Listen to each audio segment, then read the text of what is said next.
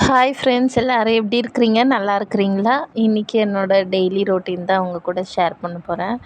வாங்க பார்க்கலாம். ஸோ எல்லோரும் எப்படி இருக்கிறீங்க? நல்லா இருக்கிறீங்களான்னு கமெண்ட்டில் போடுங்க. எல்லோரும் எந்த ஊரில் இருந்து என்னோடய வீடியோஸ் பார்க்குறீங்கன்னு மறக்காமல் கமெண்ட் பண்ணுங்கள்.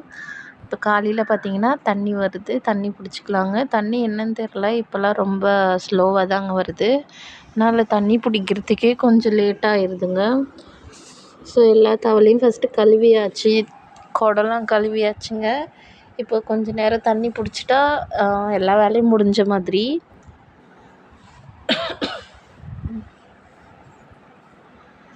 ஃபஸ்ட்டு நான் எல்லா தண்ணியும் வச்சிடணுங்க. அதுக்கப்புறம் தான் இந்த தண்ணி தேங்கியிருக்குல்ல அதெல்லாம் நல்லா க்ளீனாக தள்ளிட்டு பெருக்கிட்டு ஒரு கோலம் போட போகிறேன். அதையும் நீங்கள் ஸ்கிப் பண்ணாமல் பாருங்கள்.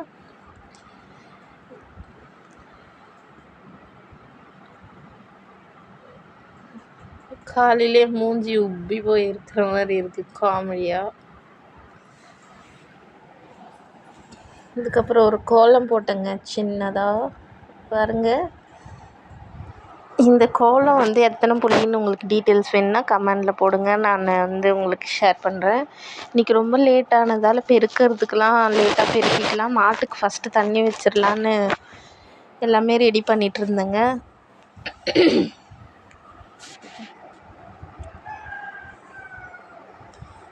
எப்பயும் போல் தாங்க பொட்டு, புண்ணாக்கு, கஞ்சி எல்லாத்தையும் போட்டு மிக்ஸ் பண்ணிவிட்டு நல்லா தண்ணி ஊற்றி நல்லா டைல்யூட்டாக காமிக்கணுங்க. கோழி பாருங்கள், இப்படி தான் எப்போ மாட்டுக்கு தண்ணி வைக்கும்போது இந்த கோழி காக்காங்கெல்லாம் வந்து டிஸ்டர்ப் பண்ணிகிட்டே இருக்கும்.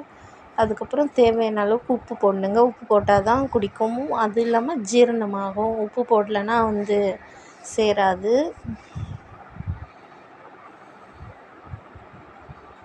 இதாங்க இப்போ வந்து நல்லா எல்லாமே போட்டாச்சு, நல்லா மிக்ஸ் பண்ணிக்கணும். ஏன்னா இதில் நம்ம பொட்டு போடுறோம் இல்லைங்க பவுடர் ஃபார்மில், அது அப்படியே அங்கங்கே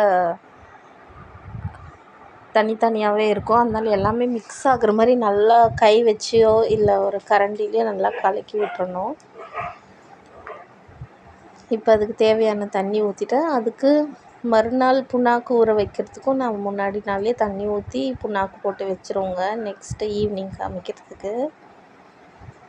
இப்போ வந்து காமாட்சி ஓட்டின்னு வந்தாச்சு, காமாட்சி தண்ணி குடிக்கிறது.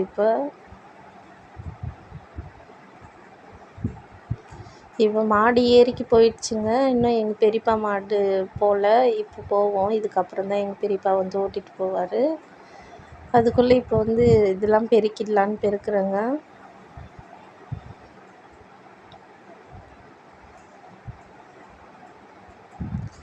பெருக்கிறது கூட ஈஸி தாங்க. ஆனால் இந்த பெருக்கும்போது திரும்பவும் காற்றடிச்சு திரும்ப பறந்து போயிட்டே இருக்கும். அதனால் அது அள்ளுறது தாங்க கஷ்டமாக இருக்கும். இப்போ பாருங்கள், ஓரளவுக்கு எல்லாமே பெருக்கியாச்சு.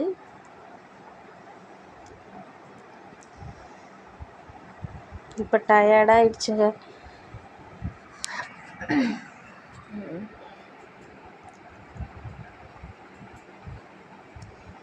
இப்போ வந்து ஒரு விதை நட்டு வைக்கிறது உங்கள்கிட்ட காமிக்கிறேங்க, அவரைக்காய் விதை. இது வந்து நான் எதில் நடுறேன்னா ஒரு கண்டெய்னரில் மண் ஃபில் பண்ணி அப்புறம் தாங்க நடுறேன். அதெல்லாம் உங்களுக்கு ஷார்ட்ஸில் கவர் பண்ணுறேன் பாருங்கள். இது ஒரு 10 நடுறேங்க. நீங்கள் 5 கூட நட்டால் போதும்னு சொன்னாங்க, ஆனால் நான் வந்து 10மே நடுறேன். அவரைக்காய் விதை வந்து பார்த்திங்கன்னா நட்ட மறுநாளே வந்து உங்களுக்கு முளைக்க ஆரம்பிக்குங்க. அதனால் எல்லா அவரைக்காவுமே நான் நட்டு வச்சிடுறேன் செடி.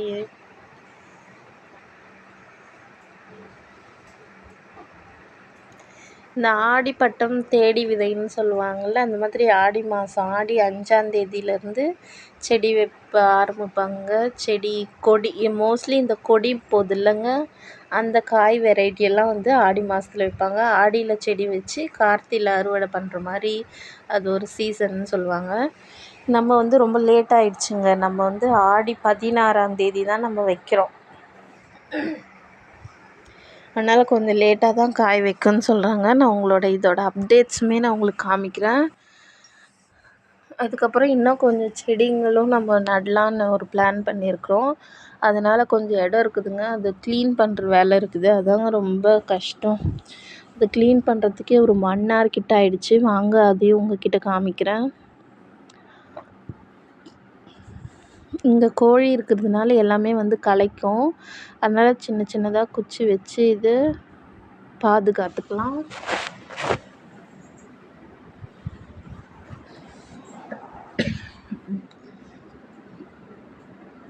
விதை போட்ட உடனே நல்லா ஈரமாக இருக்கணுங்க. மணல் நான் முன்னாடியே போட்டு வச்சுட்டேன். நல்ல ஈரமாக இருக்கணும். எக்ஸ்ட்ரீம் லெவலில் ஈரமாக இருக்கணும்.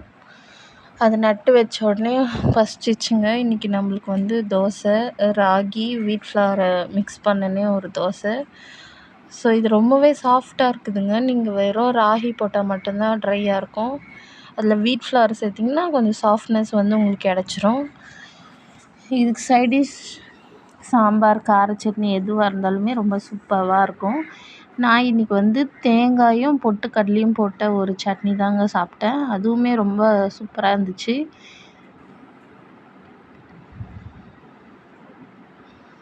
ஒட்டாது, நல்லா ஈஸியாக உங்களுக்கு வந்து திருப்பி போட முடியும்.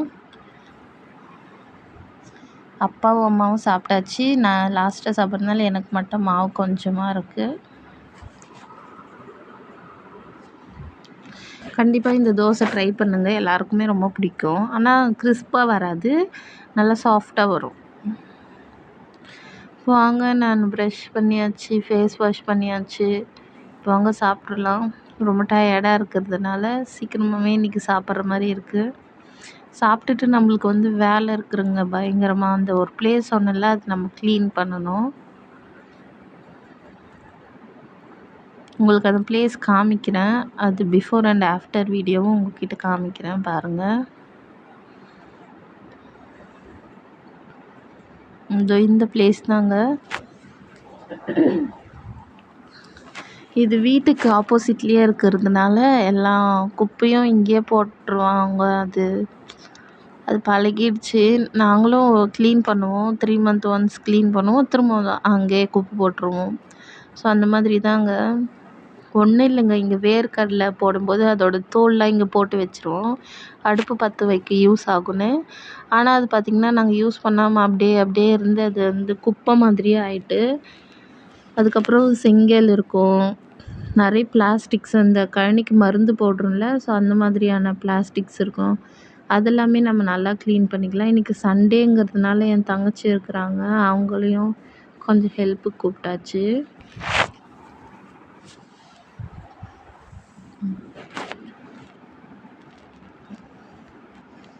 இவன் வேற, என்ற அண்ணன் மகன் வேற ரொம்ப டிஸ்டர்ப் பண்ணிகிட்டே இருக்கிறாரு. இந்த டைமில் தாங்க இவர் வந்து ஃபோன் போட்டு உடச்சிட்டாரு. ஒரு வருஷமாக ஒரு ஸ்க்ராட்ச் ஆகாமல் வச்சுருந்த ஃபோனு ஒரு செகண்ட்லேயே தூள் தூளாக போயிட்டு.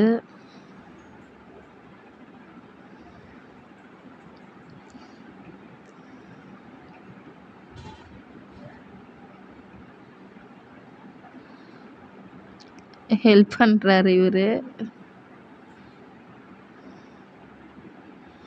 இவர் கேமரா மறைக்கிற கான்ஷியஸே எனக்கு இல்லைங்க. நான் பாட்டுக்கு வேலை செஞ்சிட்ருந்தேன்.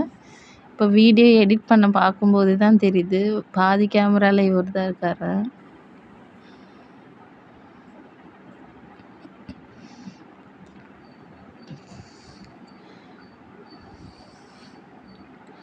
எங்கள் அப்பா வேறு மழை வரல, எதுக்கு இதெல்லாம் நட்டு வச்சுங்கிற அப்படின்னு கேட்டாங்க. இல்லைப்பா வரும் அப்படின்னு நம்பிக்கையாக சொன்னேன். இங்கே வந்து நம்ம ஒரு சின்னதாக கார்டனிங் மாதிரி ஸ்டார்ட் பண்ணலான்றதுக்காக தான் நம்ம இது க்ளீன் பண்ணுறோம். கத்திரிக்காய், வெண்டைக்காய், பீர்க்கங்காய், பாவக்காய், அப்புறம் இன்னொன்று ஏதோ ஒன்று மிளகா, இது எல்லாமே நம்ம வந்து மிக்ஸ்டாக போட போகிறோம். ஸோ அது எப்படி வரும்னு தெரியல. ஏன்னா இதில் வந்து நிறைய நாள் குப்பை இருக்கிறதுனால பிளாஸ்டிக்ஸ்லாம் இன்னும் கீழே இருக்குதான்னு தெரில. அதெல்லாம் நம்மளால் தோண்டியும் பார்க்க முடியல. அதனால் அப்படியே போட்டிருக்கோம், விதை போட்டிருக்கோம். நான் நெக்ஸ்ட் வீடியோவில் அதை பற்றின அப்டேட்ஸ் வந்து உங்களுக்கு கொடுக்குறேன். ஸோ பார்த்திங்கன்னா இதில் வந்து வராத பூச்சிங்களே இல்லைங்க. நிறைய பாம்பு இருந்துச்சு, மண்புழு இருந்துச்சு, அந்த பூரா இருந்துச்சு. இந்த மாதிரி நிறைய இருந்துச்சுங்க. பயந்து பயந்து தான் இந்த வேலையை செய்யறதா இருந்தது. பரவாயில்லங்க. 2 ஹார்ஸ் ஆயிடுச்சு இது க்ளீன் பண்ணுறதுக்கு. 2 மணி நேரம் உழைச்சதால ஒரு அழகான பீஸ்ஃபுல்லான ஒரு இடம் வந்து நம்மளுக்கு கிடைக்க போகுது.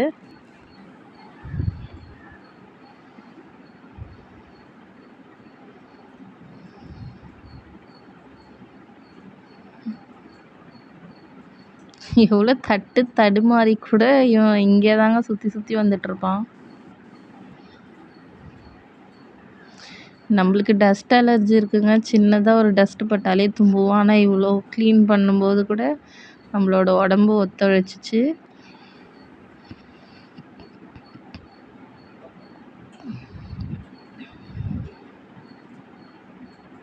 ஃபஸ்ட்டு கல்லெல்லாம் தனியாக போட்டாச்சுங்க. இப்போ பாருங்கள், ஓரளவு க்ளீன் பண்ணி முடிச்சிருக்கிறோம். இன்னும் கொஞ்சம் பெண்டிங் இருக்குது. அதுக்குள்ளே நம்ம போய் சாப்பிட்டு வந்துடுவோன்னு சாப்பிட போயிட்டேங்க. சாப்பாடு வெண்டைக்காய் புளிக்குழம்பு தான். நல்லா இருந்துச்சு. இப்போ அந்த இடத்த வந்து க்ளீன் பண்ணிட்டோங்க. அதான் ஃபோன் உடஞ்சிச்சின்னு சொன்னேன் இல்லைங்க, அதுக்கப்புறம் வீடியோவே எடுக்க முடியல. ஸோ என்ன பண்ணுறதுன்னு தெரியாமல் அப்படியே அதே ஸ்ட்ரெஸ்ஸில் இருந்தேங்க. அதுக்கப்புறம் இன்றைக்கி நல்ல மழைங்க. ரொம்ப ஹாப்பியாகிடுச்சு. அந்த ஃபோன் உடஞ்ச துக்கம்லாம் போகிற அளவுக்கு நல்ல மழை. அந்த மழையிலேயே ரொம்ப ஜாலியாக என்ஜாய் பண்ணேன். ஃபர்ஸ்ட் டைம் நான் மழையில் நனைகிறேன். ஏன்னா எனக்கு வந்து இந்த கோல்டு வந்து டக்குன்னு வந்துடும். இருந்தாலும் ரொம்ப நாள் மழை இல்லை, பயிர்லாம் வாடுது. அதனால் நம்மளுக்கே ஒரு சந்தோஷம், ரொம்ப சந்தோஷம். தேங்க் காட் அப்படின்னு டியூஷனில் எல்லா பசங்களையும் ப்ரே பண்ணி சொல்லியிருந்தோம். ஸோ எல்லாருமே ஒன்றா சேர்ந்து ப்ரே பண்ணும்போது கண்டிப்பாக கிடைக்குன்றதுக்கு வந்து இதான் உதாரணம். பாருங்கள், கொஞ்சம் கொஞ்சமாக மழை ஸ்டார்ட் ஆச்சு. ஆனால் பரவாயில்லைங்க, ஒன்றுமே இல்லாததுக்கு இந்த மழையே கொஞ்சம் ஹெல்ப்ஃபுல்லாக இருந்தது. பாருங்கள், மாடுங்க கூட நாங்கள் உள்ளே கட்டல. அந்த அளவுக்கு மழையை ரசிச்சுக்கிட்டே உட்காந்துட்டோம்.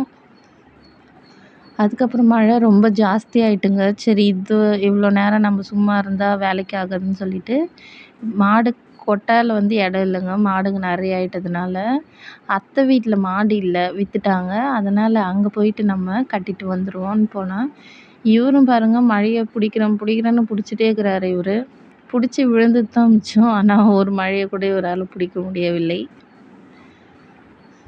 இந்த மழையை ரசிக்கிறதா, இந்த மழலையை ரசிக்கிறதான்னு ஒன்றுமே புரியல.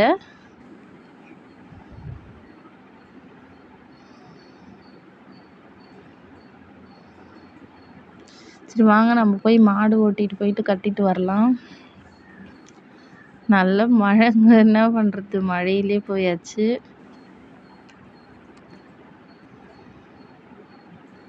அதுக்கப்புறமா இங்கே புது வீடு கட்டியிருந்தாங்க. அங்கே நல்லா ஷவர் மாதிரி இருந்துச்சு, அங்கே குளிச்சாச்சுங்க. மழை வந்ததோ இல்லையோ, இவனுங்க தொல்லை தாங்க முடியலங்க. அதுக்குள்ளே ஏதோ சாப்பாடு செஞ்சுருந்தாங்க. பிடிச்சிருந்தா லைக் பண்ணுங்கள், சப்ஸ்கிரைப் பண்ணுங்கள்.